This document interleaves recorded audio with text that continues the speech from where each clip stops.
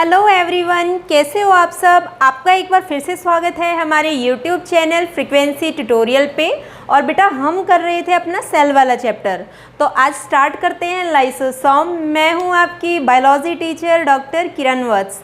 तो बच्चों हमारा आज का टॉपिक लाइसोसोम है। लाइसोसोम के बारे में हमने 9th क्लास में भी पहले पढ़ा था, बट वहाँ पे हमने वाइड फॉर्म में उसको नहीं पढ़ा, वहाँ पे हमने थोड़ा सा उसको कम पढ़ा था। यहाँ पे हम उसको क्या करेंगे, थोड़ा सा डिफाइंड फॉर्म में कर लेंगे। तो लाइसोसोम को स्टार्ट करते हैं। लाइसोसोम की फर्स्ट डिस्कवरी किसने की थी? लाइसोसोम को सबसे पहले किसने डिस्कवर किया था? सो फर्स्ट डिस्कवरी की थी क्रिश्चियन डी डुवे ने। किसने की थी? क्रिश्चियन डी डुवे ने। और सबसे पहले जब लाइसोसोम की स्टडी की गई थी, डिस्कवर किया था, तो उसको कौन सी सेल पे किया था? हिपेटोसाइट पे। कौन सी सेल पे किया था? हिपेटोसाइट, जो कि हमारी लीवर की सेल होती हैं। ठीक है, ये तो हो गया कि भाई फर्स्ट डिस्कवरी किसने की। अब इसमें हम पढ़ेंगे कि लाइसोसोम का फर्स्ट अल्ट्रा स्ट्रक्चर किसने दिया था? फर्स्ट अल्ट्रा स्ट्रक्चर लाइसोसोम का किसने दिया था? तो बेटा अल्ट्रा स्ट्रक्चर सबसे पहले दिया था नोविकोफ ने। किसने दिया था? नोविकोफ ने। याद रखना है, सबसे पहले डिस्कवर किया था क्रिश्चियन डी डुवे ने हिपेटोसाइट सेल के ऊपर। और सबसे पहले लाइसोसोम का अल्ट्रा स्ट्रक्चर किसने दिया था? नोविकोफ ने दिया था। अब लाइसोसोम जो है वो सभी यूकैरियोटिक सेल में प्रेजेंट होता है। All eukaryotic cell, present in all eukaryotic cell, किसको छोड़ करके? मैच्योर मैमेलियन आरबीसी को छोड़ करके, मैच्योर मैमेलियन आरबीसी को छोड़ करके, युग्लिना को छोड़ के, न्यूरोस्पोरा एंड मेरिस्टेमेटिक सेल। ठीक है, जो लाइसोसोम है वो सभी यूकैरियोटिक सेल में होता है, सिर्फ किसको छोड़ करके? मैच्योर मैमेलियन आरबीसी को छोड़ करके, और युग्लिना को छोड़ करके, न्यूरोस्पोरा फंगस को छोड़ करके, और मैरिस्टेमेटिक सेल को छोड़ करके। इनके अंदर लाइसोसोम प्रेजेंट नहीं होता है। सो लाइसोसोम जो है बेटा वो किन सेल में ज़्यादा प्रेजेंट होता है? ठीक है, number of lysosome increase in the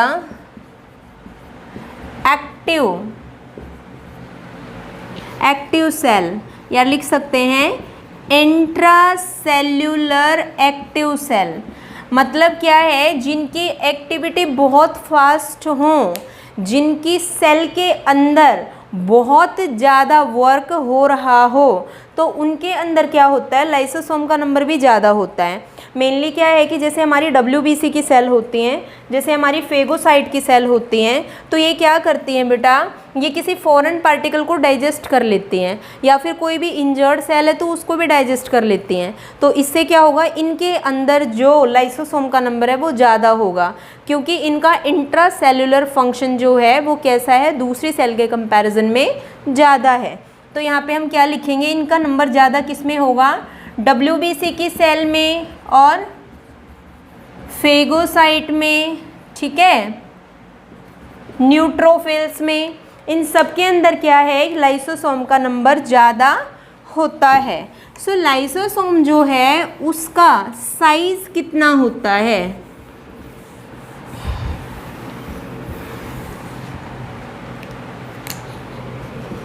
lysosome का साइज कितना होता है? 0.2 to 0.8 माइक्रोमीटर। कितना होता है? 0.2 to 0.8 माइक्रोमीटर। ये होता है बेटा इसका नॉर्मल साइज़। ठीक है, अब क्या है कि दो साइंटिस्ट थे। एक का मानना था कि लाइसोसोम जो है उसका ओरिजिन स्मूथ एंडोप्लाज्मिक रेटिक्यूलम से हुआ है, और एक साइंटिस्ट का मानना था कि लाइसोसोम जो है उसका ओरिजिन गोल्जी बॉडी से हुआ था। तो दो साइंटिस्ट के नाम देखते हैं। सबसे पहले क्या है, origin of lysosome from SER smooth endoplasmic reticulum के थ्रू लाइसोसोम का ओरिजिन हुआ है। तो ये किसने कहा था, नोविकोफ ने। ये किसने कहा था, नोविकोफ ने। बट क्या है कि इसका ओरिजिन किसके थ्रू होता है, from Golgi bodies, from Golgi bodies.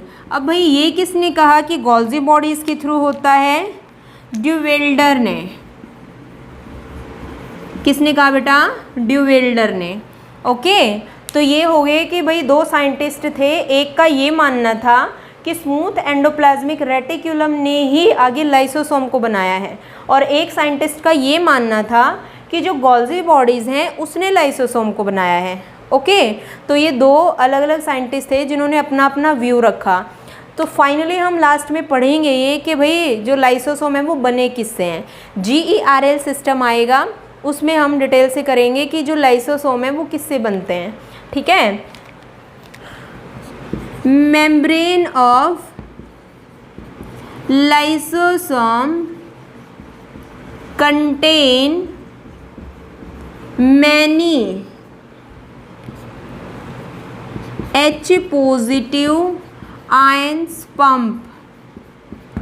Lysosome जो है एक बैग लाइक स्ट्रक्चर है, तो उसकी मेम्ब्रेन के ऊपर बहुत सारे H पॉजिटिव आयंस के पंप प्रेजेंट होते हैं।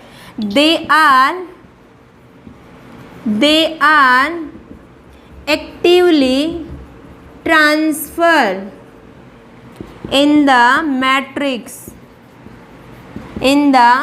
Matrix of lysosome. अब क्या है कि वो जनरली कहाँ पर चले जाते हैं, वो चले जाते हैं लाइसोसोम के अंदर जो फ्लूइड भरा हुआ है। लाइसोसोम के अंदर जो फ्लूइड है उसको मैट्रिक्स बोलते हैं। तो ये सारे कहाँ पहुँच जाते हैं, मैट्रिक्स के अंदर। मेम्ब्रेन के ऊपर थे बहुत सारे H positive ions and pump, तो वो कहाँ पहुँच गए, मैट्रिक्स के अंदर। जैसे ही वो H पॉजिटिव आयंस मैट्रिक्स के अंदर गए तो उस मैट्रिक्स में बहुत ज़्यादा एंजाइम्स प्रेजेंट थे। 50 से ज़्यादा एंजाइम्स प्रेजेंट हैं लाइसोसोम के अंदर। तो वो सारे क्या हो जाते हैं, H पॉजिटिव आयन की प्रेजेंस में एक्टिव हो जाते हैं, और एक्टिव हो जाते हैं तो पूरा मैट्रिक्स जो है वो एसिडिक नेचर का हो जाता है, जिसकी वजह से क्या है, जितने भी एंजाइम्स उसके अंदर हैं वो कैसे हो जाते हैं, एसिडिक हाइड्रोलिटिक एंजाइम्स। ठीक है, कैसे हो जाते हैं, एसिडिक नेचर के हो जाते हैं सारे के सारे हाइड्रोलिटिक एंजाइम्स। ठीक है,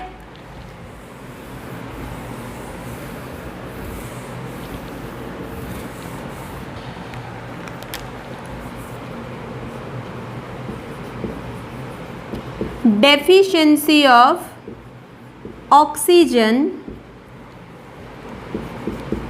X-rays, UV rays and excess of vitamin A, D, E and K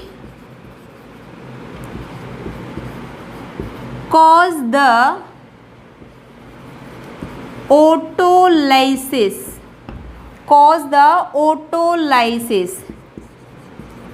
they start the rupturing of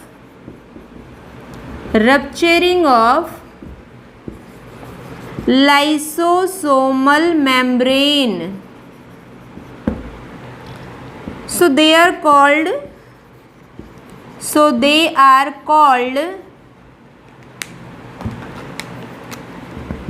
the labilizer of the lysosomal membrane। लेबलाइज़र देखो बेटा क्या होते हैं, अगर क्या है ऑक्सीजन की डेफिशिएंसी हो जाए, एक्सरे, यूवी रेज या फिर विटामिन ए, डी, ई और के इन सब की एक्सेस हो जाए मेम्ब्रेन के ऊपर, तो उसकी वजह से क्या होता है, मेम्ब्रेन जो है वो वीक होना स्टार्ट हो जाती है। और मेम्ब्रेन वीक होते होते होते होते ऑटोलाइसिस होता है। ऑटोलाइसिस का मतलब कि अगर मेम्ब्रेन ही वीक है तो वो रप्चर हो जाएगी, फट जाएगी, जिसकी वजह से पूरा लाइसोसोम का स्ट्रक्चर क्या हो जाएगा, डिस्ट्रॉय हो जाएगा। तो इनको कहा जाता है लेबलाइजर ऑफ द लाइसोसोमल मेम्ब्रेन। याद रखना है, इनको कहा जाता है लेबलाइजर ऑफ द लाइसोसोमल मेम्ब्रेन। तो मेम्ब्रेन को सहारा कौन देता है, मेम्ब्रेन जो है उसको स्ट्रेंथ कौन प्रोवाइड करता है, some lipids they are cholesterol, cortisol, chloroquine, etc. called the stabilizers of the lysosomal membrane। ये क्या है बेटा, कुछ एक लिपिड्स हैं जिनको लाइसोसोम की मेम्ब्रेन का स्टेबलाइजर कहा जाता है। मतलब ये क्या करते हैं, मेम्ब्रेन जो है उसकी थिकनेस को मेंटेन करके रखते हैं। और जो इससे पहले वो पढ़े थे उनको लेबलाइजर कहा जाता है, वो मेम्ब्रेन को वीक बनाते हैं, ये मेम्ब्रेन को स्ट्रेंथ प्रोवाइड करते हैं। इनको बोलते हैं स्टेबलाइजर, उनको बोलते थे लेबलाइजर। ओके,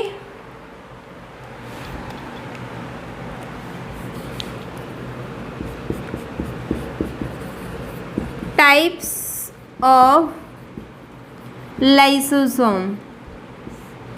लाइसोसोम जो है बेटा वो कितने टाइप के होते हैं, तो लाइसोसोम 4 टाइप के होते हैं। पहला है प्राइमरी लाइसोसोम, दूसरा है सेकेंडरी लाइसोसोम,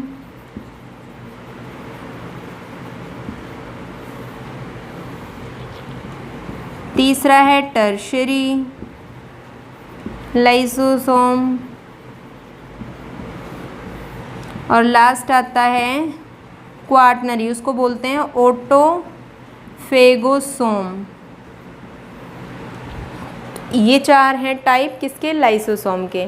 तो एक एक करके इनको डिस्कस करते हैं, कौन कौन से पार्ट कैसे कैसे काम करते हैं। ठीक है, सबसे पहले प्राइमरी की बात ही कर लेते हैं। सो प्राइमरी लाइसोसोम जो हैं, प्राइमरी लाइसोसोम जो हैं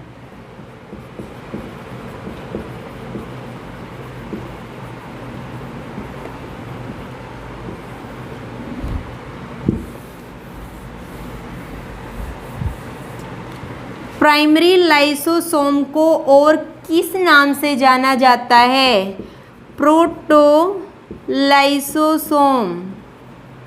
या फिर कहा जाता है स्टोरेज ग्रेन्यूल। ठीक है, क्या कहा जाता है, स्टोरेज ग्रेन्यूल, या फिर इसको क्या कहा जाता है, इनिशियल लाइसोसोम। ये सारे बेटा इसके नाम हैं। तो प्राइमरी लाइसोसोम में क्या होते हैं, प्राइमरी लाइसोसोम के अंदर they help in the storage of food material. ये सिर्फ फूड मटेरियल के स्टोरेज में हेल्प करेगा। All enzymes present in primary lysosome, जितने भी एंजाइम्स प्राइमरी लाइसोसोम में प्रेजेंट होते हैं वो सारे के सारे कैसे होते हैं, वो इनएक्टिव एंजाइम्स होते हैं। कैसे होते हैं, इनएक्टिव एंजाइम्स होते हैं, मतलब अभी वो कोई फंक्शन परफॉर्म नहीं कर रहे हैं। तो इसका मतलब इनएक्टिव है तो इसके फंक्शन नहीं हो पाएंगे। तो इसका मतलब जो प्राइमरी लाइसोसोम है उसका क्या काम है, सिर्फ और सिर्फ स्टोरेज करने का काम है उसका। ठीक है, फिर हम यहाँ पे बात कर रहे हैं किसकी, सेकेंडरी की। सेकेंडरी को बोलते हैं बेटा हेट्रोफेगी। क्या बोलते हैं, हेट्रोफेगी। अब इसमें क्या है, इसमें जितने भी एंजाइम्स हैं इसके अंदर, ऑल एंजाइम्स बिकम एक्टिव। जितने भी एंजाइम्स थे सारे के सारे क्या हो गए, एक्टिव हो गए। और यहाँ पे क्या है, फंक्शन होना स्टार्ट हो जाता है। क्या हो जाता है, फंक्शन होना स्टार्ट हो जाता है। तो ये क्या है, ये सेकेंडरी है बेटा। तो इसके अंदर क्या होता है, इसके अंदर मेन फंक्शन स्टार्ट हो जाता है। टर्शरी की अगर बात करें तो टर्शरी को बोलते हैं हम रेजिडुअल। क्या बोलते हैं, रेजिडुअल लाइसोसोम या फिर टीलोराइसोसोम भी बोल सकते हैं। इसमें क्या होता है, जितना यहाँ पे डाइजेशन होना था एंजाइम से उतना एंजाइम्स ने कर लिया, बाकी जो बचा हुआ है वो सारा क्या है, अनडाइजेस्टेड मटेरियल है। कैसा है, अनडाइजेस्टेड मटेरियल है। तो इसके अंदर सिर्फ और सिर्फ अनडाइजेस्टेड मटेरियल मिलेगा। रेजिडुअल इसका नाम है। रेजिडुअल का मतलब क्या होता है, वेस्ट को स्टोर करने वाला, जो बची हुई चीज़ें हैं उसको अपने अंदर स्टोर करने वाला। तो रेजिडुअल जिसको टर्शरी बोलते हैं हम, वो क्या करता है, जो अनडाइजेस्टेड मटेरियल है सिर्फ उसको स्टोर करके रखे हुए हैं। फोर्थ जो है वो है हमारा कौन सा, ऑटोफेगोसोम। ऑटोफेगोसोम या फिर ऑटोसोम्स या फिर सुसाइडल बैग। अब ये क्या करता है बेटा, फोर्थ टाइप का जो है ये इंट्रासेल्यूलर डाइजेशन करता है। ये क्या करता है, इंट्रासेल्यूलर डाइजेशन करता है। अगर पूरी सेल के अंदर कोई ऑर्गेनली डैमेज हो जाए, कोई ऑर्गेनली इंजर्ड हो जाए, तो ये लाइसोसोम क्या करता है, उसको खा जाता है। मतलब अपने एंजाइम्स के थ्रू अगर कोई भी ऑर्गेनली है जो रप्चर हो गई है, जो इंजर्ड हो गई है, डैमेज हो गई है, तो उस ऑर्गेनली इसको ये क्या कर लेता है, इनहेल कर लेता है और इसके अंदर जो एंजाइम होते हैं ये उसका ब्रेकडाउन कर देते हैं। बट कभी कभी क्या होता है कि पूरी सेल जो है वो काफ़ी ओल्ड हो जाती है। सेल क्या हो जाती है, बहुत ज़्यादा ओल्ड हो जाती है और इतनी ज़्यादा ओल्ड होने के बाद सेल प्रॉपर तरीके से काम नहीं कर पाती। तो उस कंडीशन में क्या होता है, जो पूरी सेल है उसको डाइजेस्ट करना होता है। तो पूरी सेल को डाइजेस्ट करने के लिए कौन हेल्प करता है, फिर ऑटोफेगोसोम करता है। अब ये कैसे करता है, ऑटोफेगोसोम जो है ये अपने पूरे स्ट्रक्चर को तोड़ देता है और इसके अंदर 50 से ज़्यादा टाइप के एंजाइम थे, सारे रिलीज़ हो जाते हैं सेल के अंदर। और जब ये सारे सेल के अंदर आते हैं तो पूरी सेल को मेम्ब्रेन तक को डाइजेस्ट करना स्टार्ट कर देते हैं, जिससे क्या हुआ कि ओल्ड जो सेल थी उसका डाइजेशन हो गया। बट उसके लिए इसने क्या किया है, उसके लिए इसने अपने स्ट्रक्चर को तोड़ दिया है, इसलिए इसको बोलते हैं सुसाइडल बैग। क्या बोलते हैं, सुसाइडल बैग। तो ये है इंट्रासेलुलर डाइजेशन करता है, इसके लिए ये अपने स्ट्रक्चर को तोड़ देता है, स्ट्रक्चर को तोड़ देता है, डैमेज कर देता है, रप्चर कर देता है, डिस्ट्रॉय कर देता है। इसलिए इसको क्या बोलते हैं कि भाई अपने आप इसने क्या किया है, अपने आप इसने अपनी डेथ कर ली, अपने आप को मार दिया। तो इसलिए इसको बोलते हैं सुसाइडल बैग। ओके, अब देखो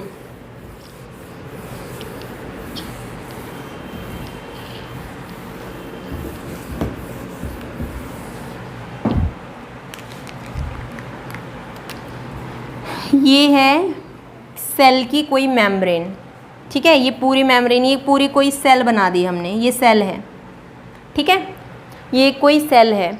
अब बाहर से क्या है, ये कोई फूड मटेरियल आया, ये क्या है बेटा, कोई फूड मटेरियल है,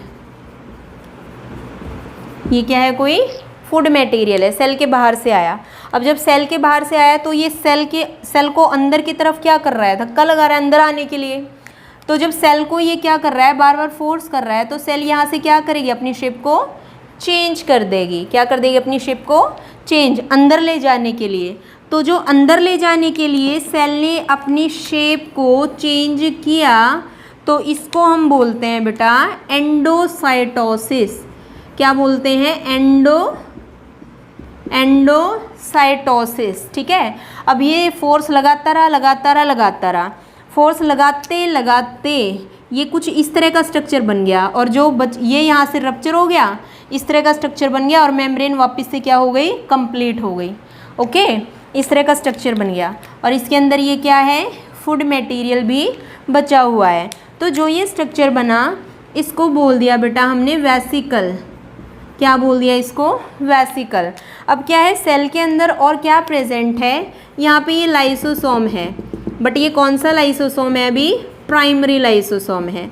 कौन सा है, प्राइमरी लाइसोसोम है। और इसका मतलब इसमें सारे के सारे एंजाइम्स जो हैं वो कैसे हैं, इनएक्टिव हैं। कैसे हैं, इनएक्टिव हैं।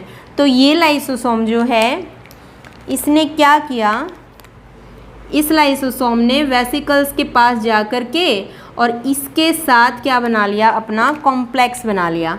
ये लाइसोसोम, ठीक है, और किसके साथ बना लिया, इस वेसिकल्स के साथ। ये जो फूड मटेरियल यहाँ से आया था इसके साथ बना लिया।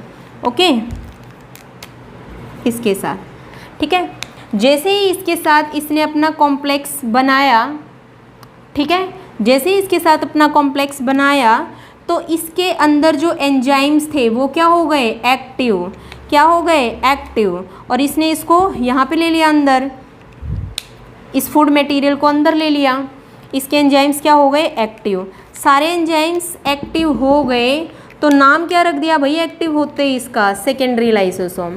क्या नाम हो गया अब इसका, सेकेंडरी लाइसोसोम। ठीक है, अब क्या है कि एक्टिव हो गए, ठीक है, सारे काम कर रहे हैं, पूरे मटेरियल को तोड़ दिया। पूरे मटेरियल को तोड़ दिया। मटेरियल को तोड़ने के बाद, मटेरियल को तोड़ने के बाद ये मटेरियल टूट गया है, सारा टूट गया। टूटने के बाद ये मटेरियल कहाँ जाएगा, सेल एब्जॉर्ब कर लेगी। क्या कर लेगी, सेल उसको एब्जॉर्ब कर लेगी। और एब्जॉर्ब करने के बाद क्या बचा होगा, यहाँ पे कोई अनडाइजेस्टेड मटेरियल बचा होगा। क्या बचा होगा बेटा, अनडाइजेस्टेड मटेरियल। तो अनडाइजेस्टेड मटेरियल किस में था, टर्शरी लाइसोसोम में, जिसको और क्या बोला था, रेजिड्यूअल लाइसोसोम। अब ये टर्शरी जो है ये क्या करेगा बेटा, सारे जितने डाइजेस्ट हो गया वो तो निकाल दिया, ये अनडाइजेस्टेड पड़ा हुआ है। अब इसको लेकर के कहाँ आया, मेम्ब्रेन के पास, और मेम्ब्रेन से आकर के चिपक गया। मेम्ब्रेन से आकर के चिपक गया। इसके अंदर ये क्या है, अनडाइजेस्टेड मटेरियल है। तो इसने क्या किया, मेम्ब्रेन को बाहर की तरफ धक्का लगाया और इस मटेरियल को क्या कर दिया, यहाँ पे बाहर निकाल दिया। इसको बाहर यहाँ पे निकाल दिया। तो बाहर निकालने की प्रोसेस जो है इसको बोल देंगे एक्सोसाइटोसिस। क्या बोल देंगे, एक्सोसाइटोसिस। अंदर लेने की प्रोसेस थी एंडोसाइटोसिस, बाहर निकालने की प्रोसेस है एक्सोसाइटोसिस। यहाँ पे क्या है, ये प्राइमरी लाइसोसोम है, ये सेकेंडरी लाइसोसोम है, ये टर्शरी लाइसोसोम है। यहाँ पे टर्शरी है बेटा, अभी फोर्थ टाइप का यहाँ पे नहीं आया है, क्योंकि फोर्थ टाइप का जो है वो क्या करता है, फोर्थ टाइप का इंट्रासेलुलर डाइजेशन करता है। अगर कोई भी ऑर्गेनेली डैमेज हो जाए, इंजर्ड हो जाए, या पूरी सेल जो है वो ओल्ड हो जाए, तो उस कंडीशन में वो काम करता है। और कैसे काम करता है, प्राइमरी लाइसोसोम के साथ अगर कोई डैमेज्ड ऑर्गेनेली बाइंड हो जाए, जैसे फूड पार्टिकल हुआ था ना, वैसे ही कोई डैमेज्ड ऑर्गेनेली इसके साथ बाइंड हो गई, तो बाइंड होने के बाद धीरे धीरे धीरे धीरे वो कहाँ तक कैसे पहुँच जाता है, प्राइमरी क्वाटनरी की फॉर्म में। और जैसे ही क्वाटनरी मतलब जैसे ही ऑटोफेगोसोम्स फोर्थ टाइप का सुसाइडल बैग की फॉर्म में काम करने लगेगा, तो वो क्या करेगा, अपने स्ट्रक्चर को रप्चर करेगा, सारे के सारे एंजाइम्स को बाहर निकाल देगा, पूरी सेल को डाइजेस्ट कर देगा। तो उसको तो हमने बोला था बेटा सुसाइडल बैग। अब एक चीज़ और ध्यान से देखो, अगर यहाँ पर जैसे ये फूड मटेरियल था ना, अगर यहाँ पर कोई भी फूड मटेरियल सॉलिड टाइप का आए, सॉलिड टाइप का, तो उसको बोल देंगे बेटा प्रोसेस को फेगोसाइटोसिस। मतलब उस एंडोसाइटोसिस की प्रोसेस को बोल देंगे फेगोसाइटोसिस, अगर कोई सॉलिड पार्टिकल आए। अगर यहाँ पर कोई लिक्विड का आया तो बेटा, लिक्विड का आया तो उसको बोल देंगे पाइनोसाइटोसिस। पाइनो का मतलब होता है पीना, और लिक्विड को पीते हैं। तो अगर कोई यहाँ पे लिक्विड का मॉलिक्यूल आया तो पाइनोसाइटोसिस, अगर कोई सॉलिड का मॉलिक्यूल आ गया तो फेगोसाइटोसिस। तो ये हमने पढ़ा है अभी अपने 3 टाइप के जो लाइसोसोम है। फोर्थ टाइप का जो है वो मैंने तुम्हें बता दिया कि किस कंडीशन में काम करता है, सुसाइडल बैग। ओके, अभी हम फंक्शन पढ़ लेते हैं लाइसोसोम के। So function of lysosome, lysosome के क्या क्या फंक्शन होते हैं। फर्स्ट फंक्शन जो है बेटा वो है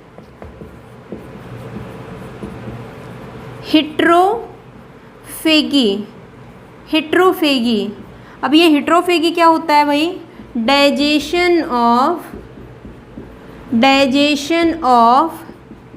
एक्सोजीनस मटेरियल, मतलब बाहर से जो आता है उसका डाइजेशन करना। अभी हमने पढ़ा तो है बाहर से कोई फूड मटेरियल आया कैसे कैसे डाइजेस्ट किया, तो इसका मतलब क्या है कि लाइसोसोम का एक फंक्शन क्या है? हेट्रोफेगी। एक्स्ट्रा मतलब एक्सोजीनस मटेरियल जो है उसका डाइजेशन करना। सेकंड जो है फंक्शन वो क्या है? ऑटोफेगी। ऑटोफेगी का मतलब क्या है बेटा? जो उसके अंदर खुद का रेजिडुअल मटेरियल बच जाता है, रेजिडुअल मटेरियल जो बच जाता है उसको डाइजेस्ट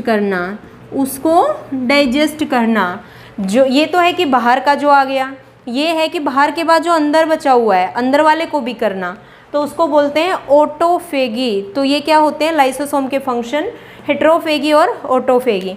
अब एक फंक्शन जो है लाइसोसोम का वो है ऑटोलाइसिस। क्या है? ऑटोलाइसिस। अब ऑटोलाइसिस किसका है बेटा? सुसाइडल बैग का। अब ऑटोलाइसिस का फंक्शन कब होता है? In any condition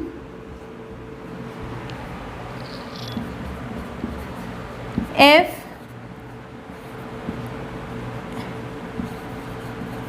any organelle and other parts of cell damage। मतलब क्या है बेटा कि ऑटोलाइसिस कब होता है कि कोई ऐसी कंडीशन हो जाएगी जब पूरी सेल की कोई ऑर्गेनली अगर डैमेज हो जाए, जैसे माइटोकॉन्ड्रिया, गोल्जी बॉडीज कोई डैमेज हो जाए, तो उसको डाइजेस्ट करने के लिए ऑटोलाइसिस होता है। या फिर क्या है कि कोई भी सेल बहुत ज़्यादा ओल्ड हो गई, ओल्ड होने की वजह से उसकी एक्टिविटी अब फास्ट नहीं रही, तो उसको क्या करना है? डाइजेस्ट करना है। डाइजेस्ट करने के लिए लाइसोसोम क्या करेगा? जितने भी उसके अंदर एंजाइम्स हैं सभी एंजाइम्स को रिलीज कर देगा, और सारे एंजाइम्स क्या करेंगे? फिर पूरी सेल को डाइजेस्ट कर देंगे। अब इसको करने के लिए उसने क्या किया है? अपने स्ट्रक्चर को तोड़ा है सारे एंजाइम्स को निकालने के लिए, इसलिए क्या बोला है? उसको सुसाइडल बैग बोल दिया है। ठीक है। अब एक और है बेटा इसका function, acrosome is a giant lysosome. Acrosome is a giant lysosome. ठीक है। अब बेटा ये कैसे है जेंट लाइसोसोम? ह्यूमन स्पर्म जो है इसका ये वाला जो पार्ट है बेटा वो हेड वाला पार्ट है, ये हेड वाला पार्ट है। ठीक है। और जो इसका ये पार्ट जो है न्यूक्लियस का, जस्ट उसके ऊपर इस तरह से एक कैप लाइक स्ट्रक्चर प्रेजेंट होता है, एक कैप लाइक स्ट्रक्चर प्रेजेंट होता है। उस कैप लाइक स्ट्रक्चर को एक्रोसोम बोलते हैं। उसके अंदर बहुत सारे डाइजेस्टिव एंजाइम होते हैं, तो वो कैसे रिएक्ट कर रहा है? As a lysosome. Giant lysosome का मतलब क्या है? एक बड़ा लाइसोसोम, एक बड़े लाइसोसोम की तरह रिएक्ट कर रहा है। और ये क्या कर रहा है? ऑल हाइड्रोलिटिक एंजाइम्स, जितने भी इसके अंदर एंजाइम्स हैं, ये क्या करेंगे?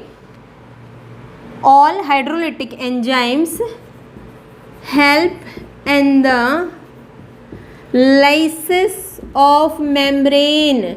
ये क्या करेंगे? मेम्ब्रेन की लाइसिस। लाइसिस का मतलब होता है ब्रेक डाउन। जब स्पर्म एग के साथ जा करके फ्यूज़ होगा तो जो बाहर, जैसे एग जो है स्पर्म जो है इसके बाहर एक और मेम्ब्रेन होगी।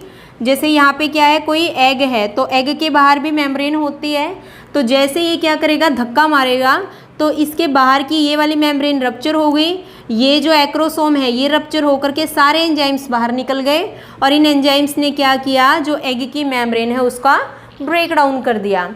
ठीक है। तो ये क्या हुआ बेटा? ये फंक्शन हो गया कि मेम्ब्रेन की लाइसिस का फंक्शन है। कौन कर रहा है? एक्रोसोम कर रहा है। इसलिए एक्रोसोम को क्या बोला है? जेंट लाइसोसोम बोला है उसको।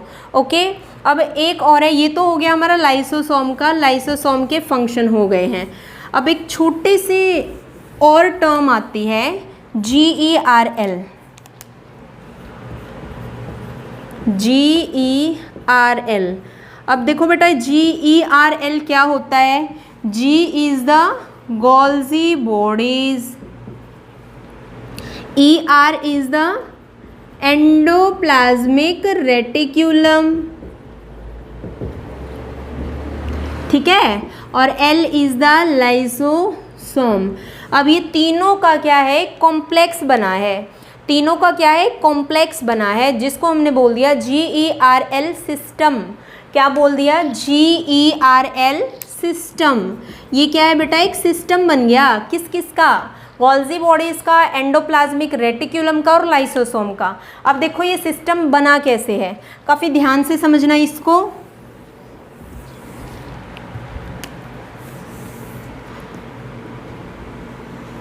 ये है बेटा माना न्यूक्लियर मेम्ब्रेन, ये है न्यूक्लियर मेम्ब्रेन, और न्यूक्लियर मेम्ब्रेन पे क्या हुआ? इवेजिनेशन। इवेजिनेशन के थ्रू यहाँ पे क्या बनेगा? Endoplasmic reticulum. क्या बनेगा? Endoplasmic reticulum. ये बन गया एंडोप्लाज्मिक रेटिक्यूलम। अब एंडोप्लाज्मिक रेटिक्यूलम बना तो उसकी सरफेस पे क्या है? राइबोसोम्स भी होते हैं ना। सरफेस पे क्या है? राइबोसोम्स भी होते हैं ना। ये राइबोसोम्स को दिखा दिया, ठीक है। अब क्या है कि इसी में जो ये न्यूक्लियस था, इसके जस्ट साइड में ही एक और स्ट्रक्चर प्रेजेंट था। वो किसका स्ट्रक्चर था बेटा? गोल्जी बॉडीज़ का।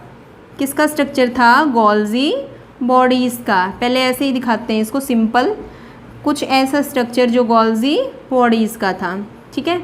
और गोल्जी बॉडीज़ के स्ट्रक्चर में इधर की तरफ ये क्या प्रेजेंट हैं? वेसिकल्स प्रेजेंट थी। क्या थी? वेसिकल्स और ये वैक्यूल्स, ठीक है।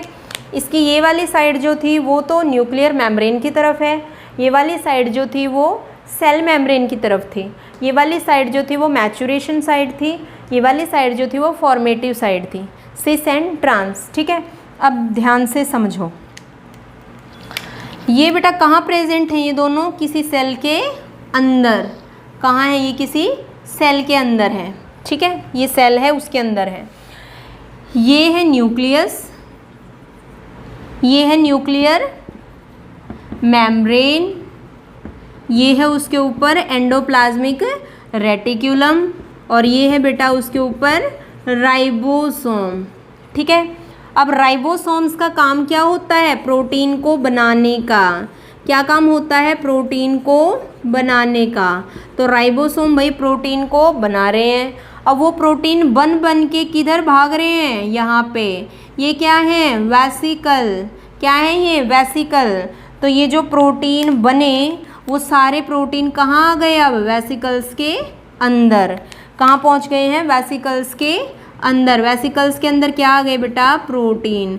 अब ये वेसिकल्स जो है ये कहाँ गया? इसके वेसिकल्स में जब ये प्रोटीन सारे आ गए हैं तो वेसिकल्स जो है ये इसके पास भाग करके चिपक गया, ऐसे इसके पास सिस्टर्ना के पास चिपक गया, सिस्टर्ना के पास चिपक गया, ठीक है। सिस्टर्ना में चिपक करके इसने क्या किया? इसको ट्रांसफ़र कर दिया सारी प्रोटीन को। कहाँ? यहाँ कॉर्नर पे से ये कैसा हो जाएगा? स्वेलअप। इधर किया तो ये कैसा हो जाएगा? स्वेलअप। आगे वाले में किया तो स्वेलअप, ठीक है। अब ये स्वेलअप होता रहेगा, पूरी तरह से होता रहेगा, स्वेलअप होता रहेगा, ठीक है। जैसे ये पूरी तरह से मैच्योर हो जाएगा तो ये क्या होगा बेटा? यहाँ से टूट जाएगा। क्या होगा? यहाँ से टूट जाएगा, और ये ऐसे हो गया और फिर ये वापस ऐसे हो गया। अब ये रिएक्ट कर रहा है कैसे? As a primary lysosome. कैसे रिएक्ट कर रहा है बेटा? As a primary lysosome. इसके अंदर जितने भी ये प्रोटीन्स वगैरह थे और बहुत सारे मिनरल्स बन गए मैच्योर होने से, तो वो सारे के सारे क्या हैं? एंजाइम्स में कन्वर्ट हो गए। बट जो एंजाइम्स हैं वो भी कैसे हैं? इनएक्टिव हैं। क्यों? क्योंकि ये कैसा है? प्राइमरी लाइसोसोम है। इतनी बात आपको क्लियर है? अब देखो, अब आया बेटा यहाँ से कोई फूड मटेरियल। ये फूड मटेरियल है, ये क्या है? कोई फूड मटेरियल है। ये फूड मटेरियल आया और आकर के मेम्ब्रेन के पास जाकर के धक्का लगाने लगा। अब मेम्ब्रेन ने क्या किया? एंडोसाइटोसिस। मेम्ब्रेन ने क्या किया? एंडोसाइटोसिस। तो ये यहाँ आ गया। फिर मेम्ब्रेन ने क्या किया, वेसिकल्स का फॉर्मेशन, अलग हो गई ना यहाँ से, क्या बना दिया, वेसिकल्स का फॉर्मेशन कर दिया। अब जैसे ही प्राइमरी लाइसोसोम ने देखा कि भाई ये तो आ गया यहाँ पे वेसिकल्स के अंदर, तो इसने क्या किया, इसके साथ आया और आकर के फ्यूज़ हो गया, इसके साथ आकर के क्या हो गया, ये फ्यूज़ हो गया, ये हो गया। ठीक है, अब ये क्या है, प्राइमरी लाइसोसोम। अब जब ये दोनों फ्यूज़ हो गए तो इसके एंजाइम क्या हो गए, एक्टिव। एंजाइम्स एक्टिव होते ही नाम क्या हो गया बेटा, सेकेंडरी लाइसोसोम। उसके बाद क्या हो गया, एंजाइम्स एक्टिव थे तो डाइजेशन हो गया, डाइजेशन हो गया तो रिमेनिंग बॉडी बच गई जिसका डाइजेशन नहीं हो पाया, अनडाइजेस्टेड मटेरियल, तो नाम क्या है इसका अब, टर्शरी। जिसका एब्जॉर्प्शन होना था वो हो गया, जो बच गया वो अनडाइजेस्टेड है। अब ये टर्शरी क्या करेगा, यहाँ से भाग के मेम्ब्रेन के पास आया और जो अनडाइजेस्टेड था उसको यहाँ से क्या कर दिया, बाहर निकाल दिया। सो बाहर निकाल दिया तो प्रोसेस कौन सी है, एक्सोसाइटोसिस। ठीक है, अब इस पूरी प्रोसेस को करने के लिए कौन कौन आया बेटा, एंडोप्लाज्मिक रेटिकुलम, गोल्जी बॉडीज़, फिर इससे क्या बना, ये बना, फिर ये पूरा काम हुआ। तो जैसा कि मैंने आपको जब लाइसोसोम शुरू हुआ तो मैंने कहा कि भाई दो साइंटिस्ट थे, एक ने कहा कि लाइसोसोम बना है SER से, एक ने कहा कि जो लाइसोसोम है वो हमारा कहाँ से बना है, लाइसोसोम जो है वो हमारा कहाँ से बना है, गोल्जी बॉडीज़ से। तो दोनों के अकॉर्डिंग क्या है कि ये बिल्कुल ठीक है। शुरुआत कहाँ से हुई है इसकी, यहीं से हुई है, स्मूथ एंडोप्लाज्मिक रेटिकुलम से ही हुई है। और उसके बाद क्या है, जो गोल्जी बॉडीज़ हैं इनसे हुई है, और उसके बाद फिर ये बना है। ठीक है, तो इस पूरे सिस्टम को बोल देते हैं GERL system, Golgi bodies, endoplasmic reticulum and lysosome system. ठीक है, अभी नेक्स्ट करेंगे बेटा इससे आगे कि लाइसोसोम जो है उसमें एंजाइम्स, जैसा कि हमने अभी पढ़ा है कि लाइसोसोम के अंदर जितने भी एंजाइम्स हैं वो सारे एसिडिक नेचर के होते हैं, contain acidic enzymes. More than 50 enzymes present in the matrix of lysosome. They are categorized in 6 form. मतलब हमने जो 50 से ज़्यादा लाइसोसोम के अंदर एंजाइम्स होते हैं उनको 6 कैटेगरी में डिवाइड कर दिया। तो कौन कौन से हैं, first protease enzyme, second nuclease enzyme, third glycosidase enzyme, fourth esterase enzyme, fifth phosphatase enzyme and last sulphate enzyme. Okay, so protease enzyme क्या करते हैं बेटा, ये प्रोटीन का ब्रेक डाउन करते हैं। क्या करते हैं, ये प्रोटीन का ब्रेक डाउन करते हैं। न्यूक्लिएज क्या करते हैं, न्यूक्लिक एसिड का ब्रेक डाउन करते हैं। ग्लाइकोसाइडेज क्या करते हैं, ग्लाइकोसिडिक बॉन्ड को तोड़ते हैं। एस्टीरेज क्या करते हैं, एस्टर बॉन्डिंग को तोड़ते हैं, एस्टर्स बॉन्ड। ठीक है, एस्टर्स के ग्रुप के साथ जो बॉन्ड बनेंगे उनको। फॉस्फेटेज क्या करते हैं, फॉस्फेट को। सल्फेट क्या करेंगे, सल्फर। ओके, तो ये क्या है बेटा, कुछ एक एंजाइम्स हैं, मोर देन 50 एंजाइम्स होते हैं लाइसोसोम में, उनको हमने 6 कैटेगरीज में डिवाइड कर दिया। अब हर एक एंजाइम जो है वो क्या है, अपने नेचर के अकॉर्डिंग ब्रेक डाउन करेगा, डाइजेशन का काम करेगा। तो ये था बच्चों हमारा आज का टॉपिक। आज हमने लाइसोसोम के बारे में पढ़ा है और GERL सिस्टम के बारे में पढ़ा है। इससे आगे हम करेंगे अपना नेक्स्ट वीडियो में, नेक्स्ट टॉपिक के साथ मिलते हैं बच्चों। तब तक के लिए आप अच्छे से पढ़ते रहिए, खुश रहिए, हेल्दी रहिए एंड थैंक यू।